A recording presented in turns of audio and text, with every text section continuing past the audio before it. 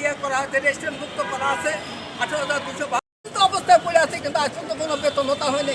এই করতে করতে 1996 সালেতে কিন্তু অন্যগুলো সব 19টা মাদ্রাসা 500 টাকার ভাতা পেতে পেতে আজকে 37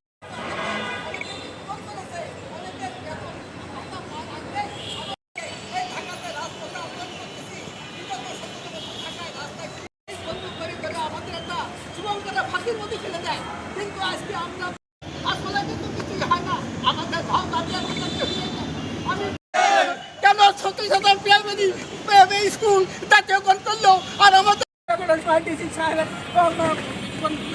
প্রধানমন্ত্রী শিক্ষামন্ত্রী 40টা বছর সব থেকে অবহেলিত এই ইবতেদায়ী সেক্টরটা।